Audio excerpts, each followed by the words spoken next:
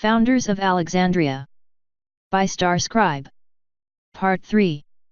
Moriah. Chapter 2. They didn't have to wait long for the caravan to appear. It wasn't all that loud, though Moriah found herself impressed by the resourcefulness she saw even at a distance. Most of the vehicles appeared to be military.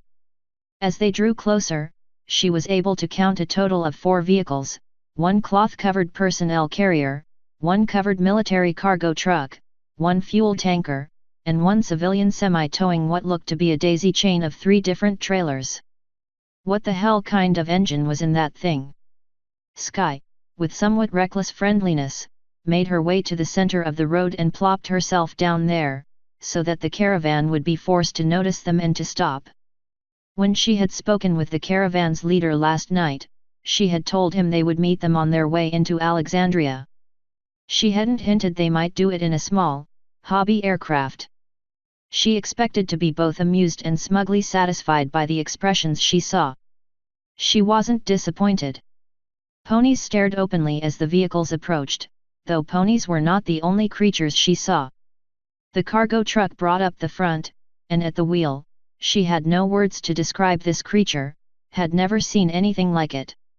Sky did though, and she exclaimed, "Ooh, a diamond dog. I was reading about those the other day."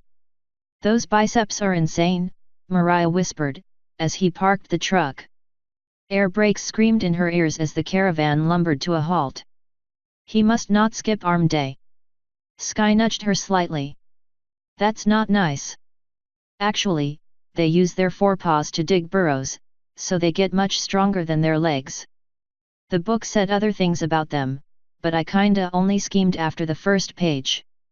Moriah didn't get to reply, because at that moment the door opened and the diamond dog hopped out. Holy crap, was he tall! He probably would have been at a height with her before the event, thickly muscled and covered with dark grey fur. His paws clearly had opposable thumbs, though they looked closer even than a great ape's. Like massive bludgeons more than paws. What sort of damage would it do if he decided to hurt them? He probably could have snapped her little ultralight if he wanted. He wore military fatigues, though his strange body deformed them with knees that bent the wrong way and a tail that shouldn't have been there. He also had a black t-shirt, with military identifiers Moriah couldn't read. "You folks must be from Alexandria." His voice was gravely and strangely deep, his expression wary. Moriah noted a holster prominently on his belt, holding a large pistol. It looked like something had been done to the trigger, but she didn't want him to see her staring at it.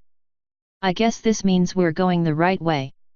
Several faces poked out from the back of the cloth-walled personnel carrier, but nobody actually stepped out to talk. Evidently they trusted their leader to handle the situation. "Whatever." Moriah moved close enough to reach him. Then, with a supreme effort of balance, she rolled back onto her hind legs and offered him her hoof to shake. Moriah Strickland. He looked surprised, but took her hoof and shook it firmly. It didn't hurt, though she was sure it would have if she still had hands. That was a hell of a grip. "You're Mr. Abrams." She couldn't hold the gesture longer than his handshake and fell immediately back onto her hooves when it was done. The diamond dog looked a little uncomfortable with the name, but he nodded anyway. "I suppose I'll have to get used to MR sooner or later." Pause. "We're going the right way then, I take it. No obstructions on the road? Though I suppose you might not have noticed if you flew all the way here." "Nothing serious," she replied, taking another look at their vehicles.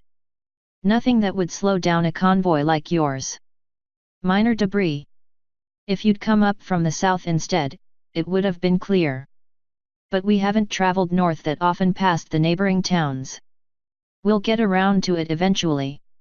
He nodded, directing his attention to Sky, who was at that moment poking her head past Moriah while simultaneously trying to remain unseen behind her. In the second at least, she did not succeed. "Are you Alex Haggard then?" Sky blushed, shaking her head. Her mane cascaded down in front of one of her eyes, and she made no effort to free it.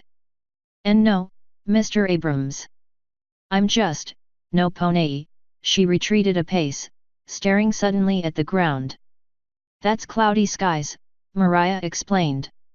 She had to fight not to roll her eyes while she said it, but she managed. Alex was called away.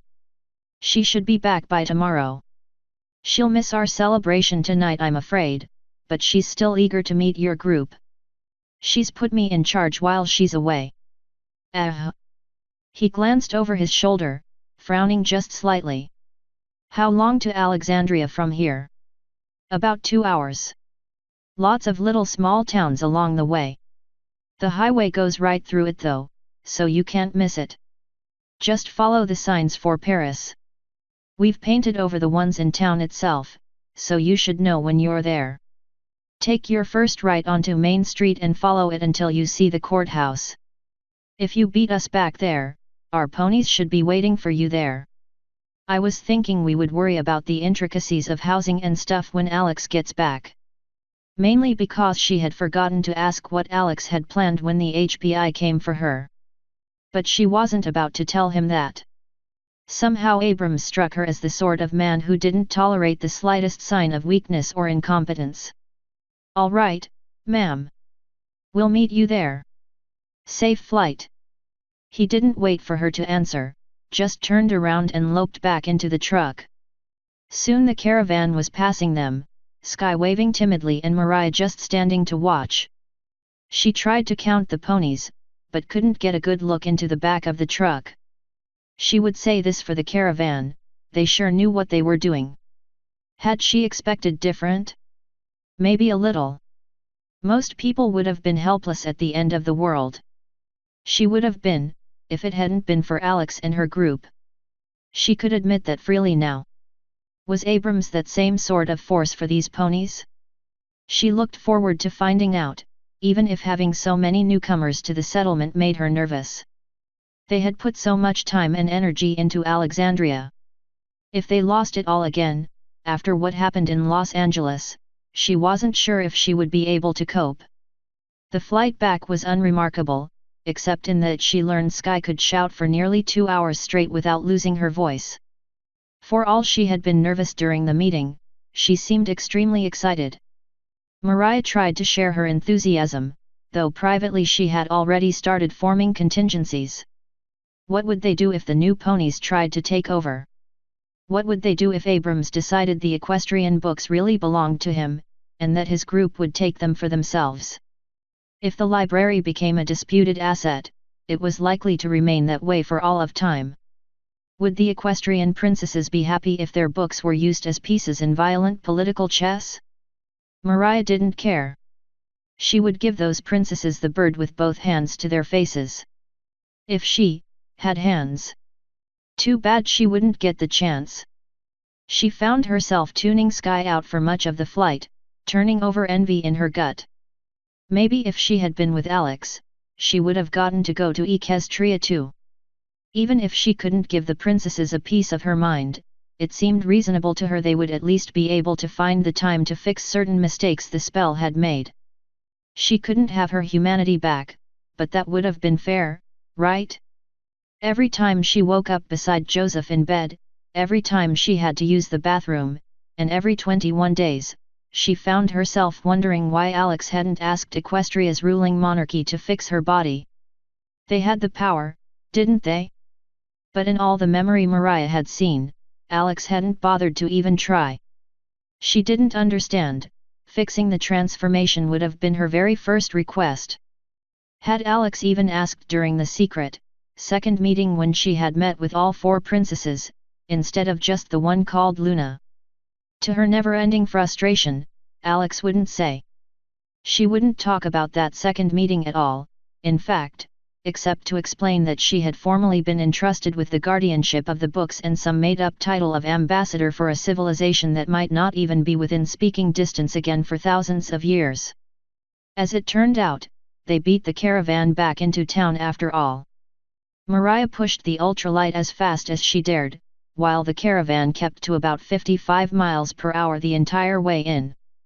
It meant she could be there to greet them again when they arrived, along with all the other ponies of the colony. She didn't even have to cajole Joseph to get him away from his computers. She felt much better with him beside her as the big trucks made their way towards the courthouse, though she couldn't say if it was his large form or the might of his magic she knew he had. He alone wore a weapon, since he alone could hope to draw and fire it with speed or accuracy. Besides, it didn't seem to make sense to greet new friends armed to the teeth. Beside Joseph sat Sky, much to Moriah's unease. Was it instinct that made her get so upset so quickly whenever she saw another mare around Joseph, or was she just that needy and disgusting by nature? The equestrian books hadn't said anything about it, but she hadn't read many that weren't about unicorn magic. Huan sat beside Sky, as though he had appointed himself her guardian while Alex was away. Moriah supposed he might have, the dog was far too smart for his own good. Adrian and Riley sat a little apart from everybody else. Adrian still had a splint on one wing, though the other wing was free by his side. Beside him sat Riley, wearing far more clothes than Moriah had ever seen on her. It looked as though she was trying to conceal just how freakish and frightening she looked, with a pair of long pants rolled up by her hooves and a sweatshirt that must be baking her.